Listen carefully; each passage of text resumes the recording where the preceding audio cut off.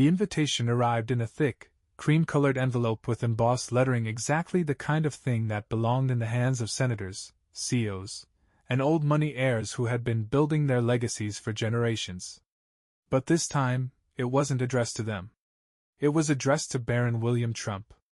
It was an invitation to the Summit on Emerging Leaders, a high-profile weekend retreat meant to gather the brightest young minds from across the country. It was a breeding ground for future leaders, a place where tech prodigies, grassroots activists, and Ivy League wunderkinds rubbed elbows and swapped ideas. Every attendee had been handpicked by an exclusive committee, and every name on the list carried weight. Barron didn't know how he got invited.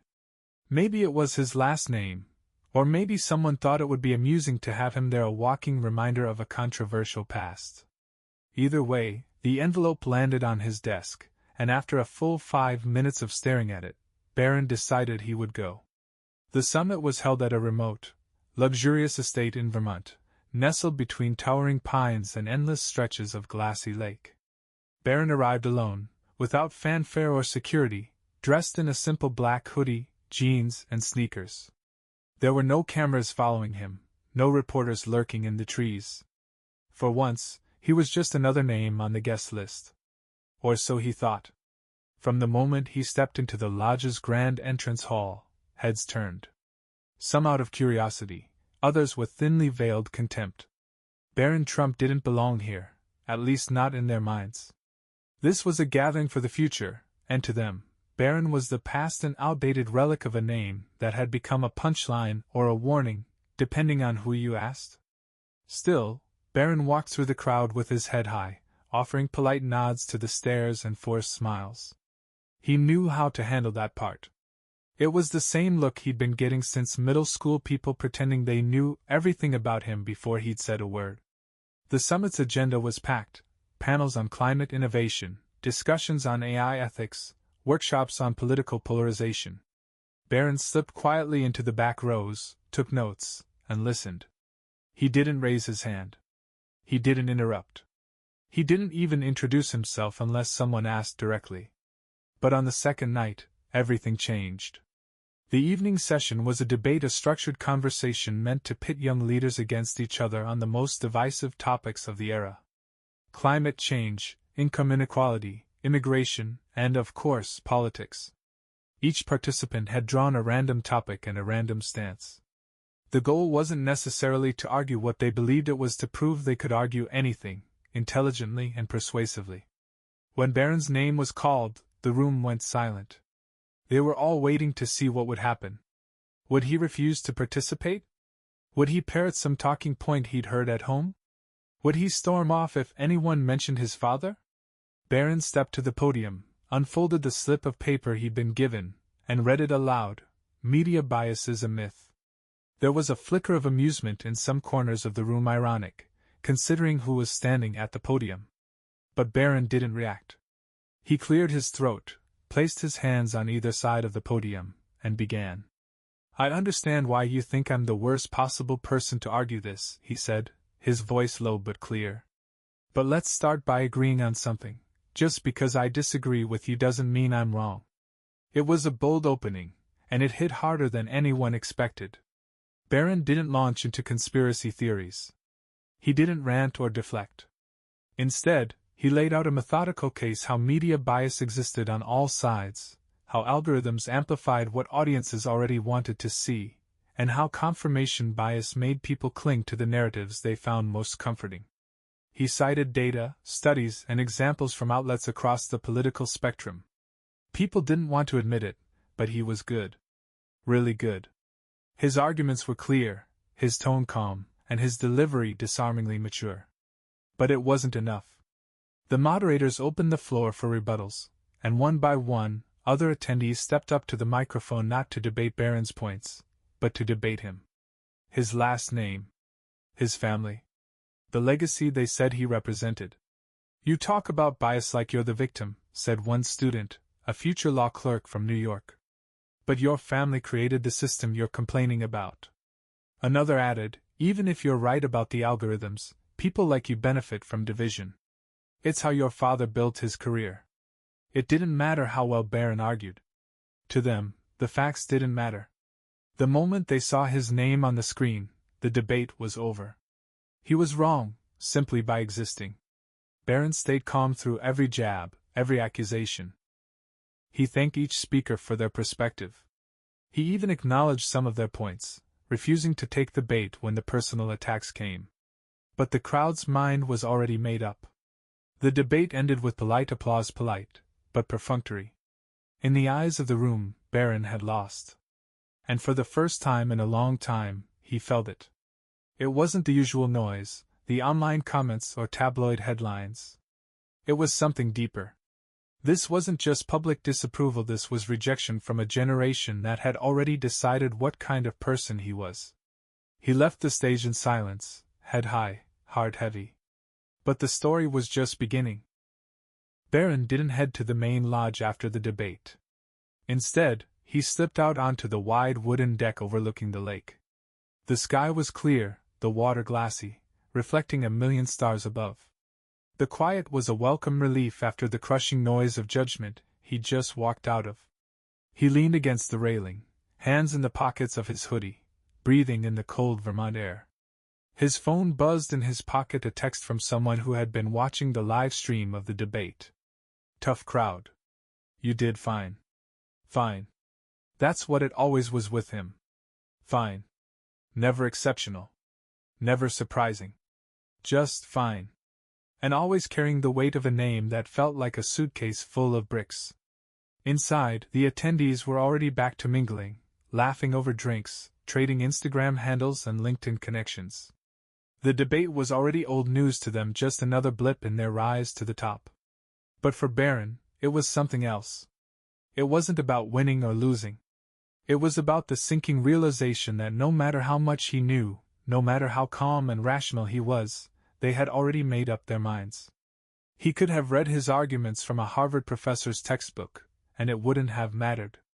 Still, Barron wasn't built to brood. He was his mother's son as much as his father's, and both sides had instilled in him a sense of quiet perseverance.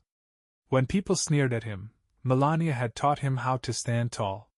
When the world called him soft, Donald had taught him how to keep his chin up and eyes forward. But neither parent had prepared him for this, to be seen as nothing more than a walking symbol of everything wrong with a country still clawing at its own seams. The sliding door creaked open behind him, and footsteps approached. Barron didn't turn around until he heard a voice, low and cautious. Hey! It was her, the one person who hadn't spoken during the debate. A girl with sharp eyes and a well-worn leather notebook she carried everywhere, stuffed with handwritten notes, receipts, and folded pages. Her name was Maya. He remembered her from the opening reception. She'd been the first person to say hello without adding, "Oh wow, you're him." "You okay?" she asked, stopping a few feet away. Barron shrugged. "Yeah. Want me to lie and say you crushed it in there?" she asked with a small smile. He smiled back faintly. "That'd be nice." She leaned on the railing beside him. They didn't listen. No. Barron's voice was calm, but there was an edge to it. They were never going to. Maya chewed the inside of her cheek, thinking. "You were right about some of it, though." Barron glanced sideways at her. "Some? Okay, most," she admitted. "The algorithms, the audience bubbles, the fact that half of them only read headlines and think they're experts. You weren't wrong." "But?" he prompted. "But you're you." Her tone wasn't cruel, just honest. "They can't separate the argument from the person making it. Doesn't matter if you're right. They need you to be wrong." Barron nodded slowly, taking that in. He had known it before he even stepped onto the stage, but hearing someone else say it out loud made it heavier somehow. For a moment, they stood in silence, the lake stretching out in front of them. Finally, Barron spoke. "Do you think they ever will?" Maya took a deep breath, her breath visible in the cold air. "I don't know. But you're not going to convince them by playing defense." That caught Barron's attention. "What do you mean?" Maya turned to face him fully. "You can't spend your life proving you're not your father. Even if you give the perfect argument, they'll twist it into a reflection of him. But if you show them who you actually are, something real, something they can't twist, that's different." Barron frowned slightly. They'll still hate me. Yeah, she said with a shrug. But they'll have to admit they're wrong about something. He wasn't sure why, but her words stuck. They weren't comforting, exactly, they were something sharper. A challenge. And for the first time all night, Barron felt something stir in his chest. Not hope. Not anger. Something quieter and more dangerous. Resolve. Thanks, Barron said quietly. For what? For telling me the truth. Maya smiled, tapping her fingers on the rail. You're not so bad, Barron Trump. He laughed, really laughed for the first time that weekend. Don't tell anyone. The door opened again, and a handful of other attendees spilled out onto the deck, their laughter too loud, their conversation too shallow. Barron's shoulders tensed instinctively. Maya caught it, nudging him lightly with her elbow. Come on, she said. Let's give them something real to talk about. Barron didn't ask what she meant. He just followed her back inside.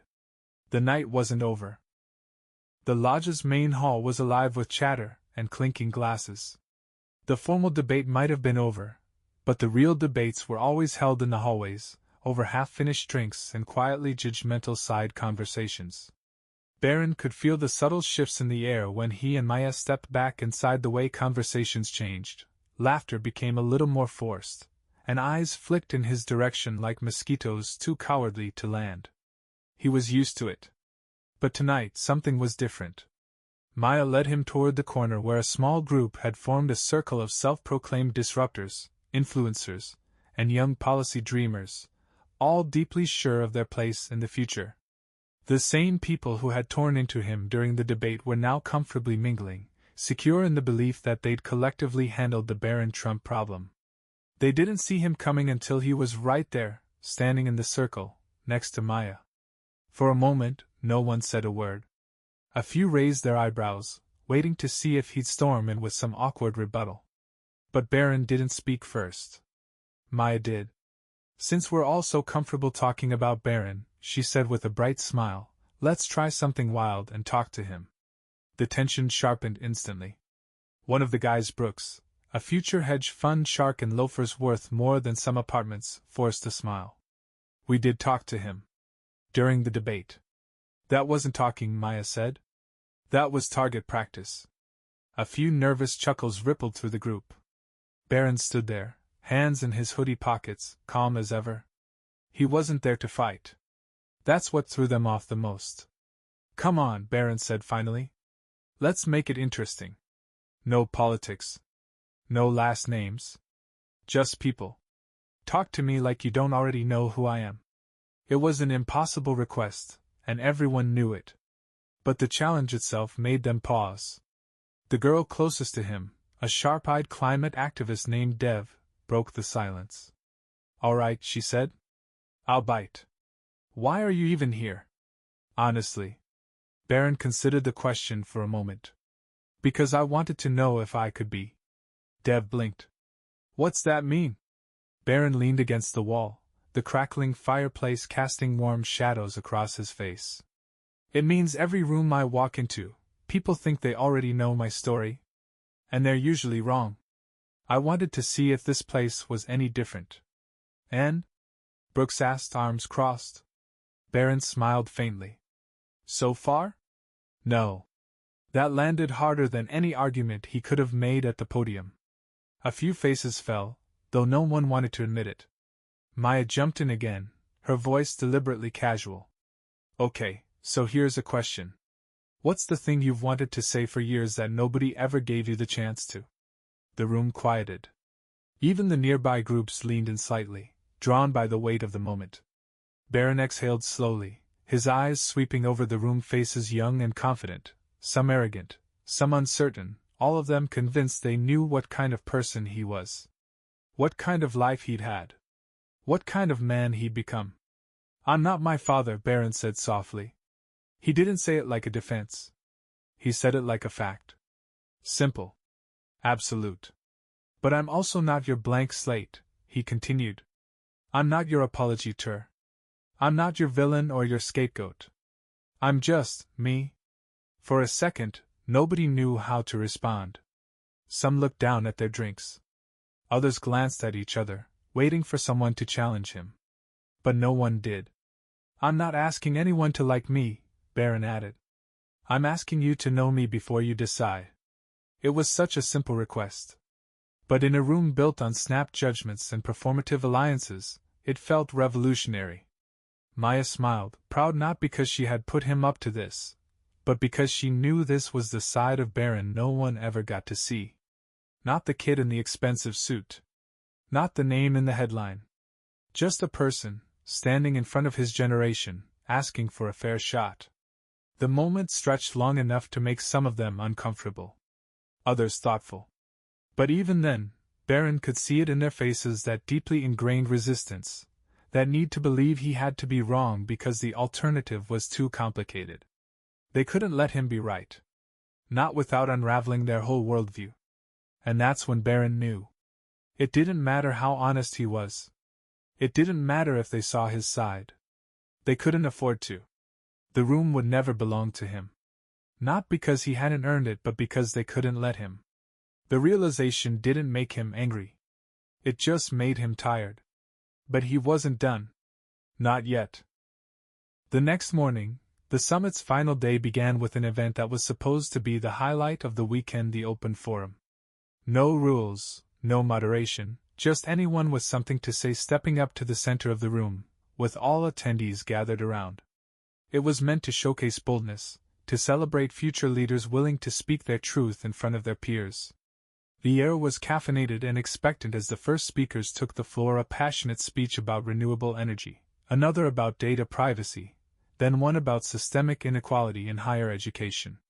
The applause was polite, sometimes enthusiastic, but the crowd was waiting for something bigger, something they could talk about long after the summit ended. And then Barron stood up. It wasn't dramatic. There was no grand entrance, no cleared throat to demand attention. He simply rose from his chair near the back, walked up to the small circle, and stood there. The room went still. There was no moderator, no panel, no one to protect him or steer the conversation in his favor. Just Barron Trump standing in a room full of people who had already decided what they thought about him. I wasn't going to speak, Barron started, his voice calm, measured.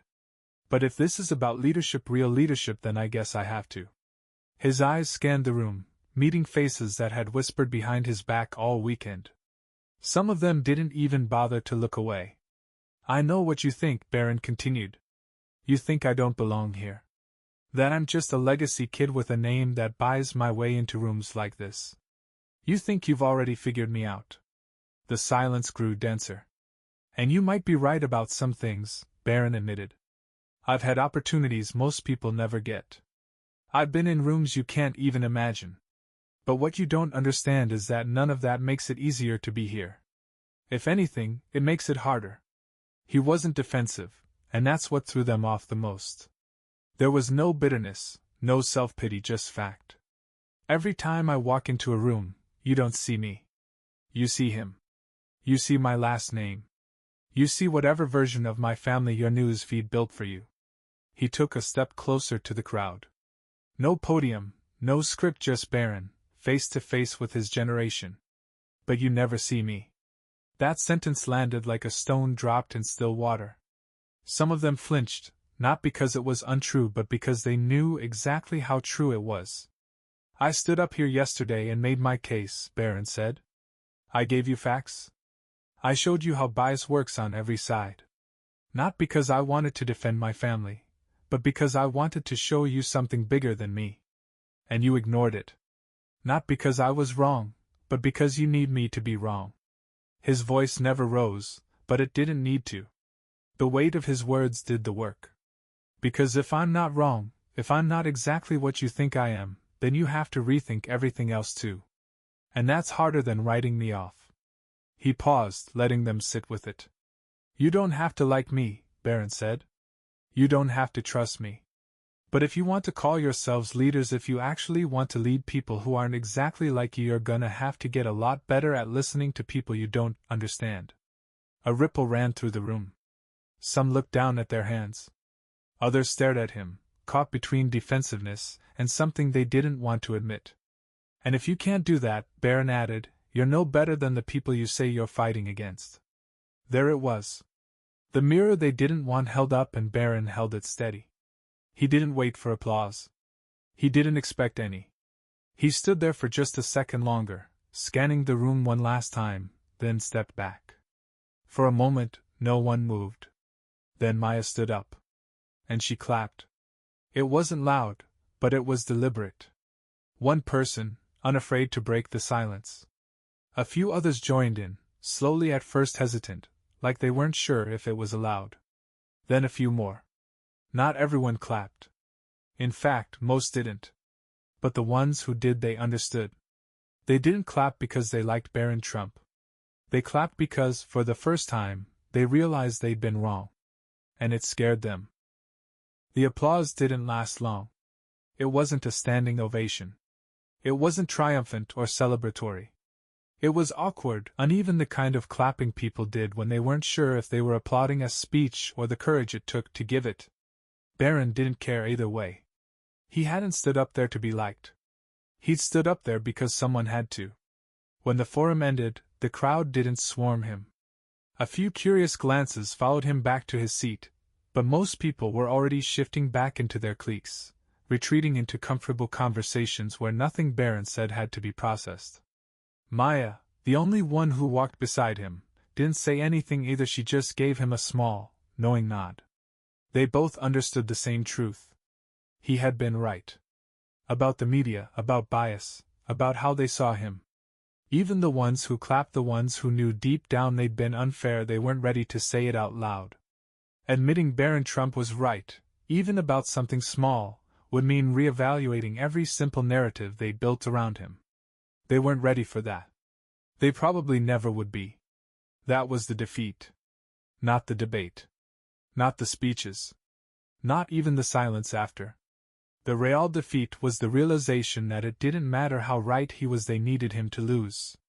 Because if Barron Trump could be right, if he could be more complex than the cardboard villain they had imagined, then their whole worldview had cracks in it. And they couldn't afford cracks. So they let him prove his point. They let him show his work. They even let him make them uncomfortable for a minute or two. But then they boxed him back up, put him back on the shelf labeled wrong side of history, and moved on with their lives.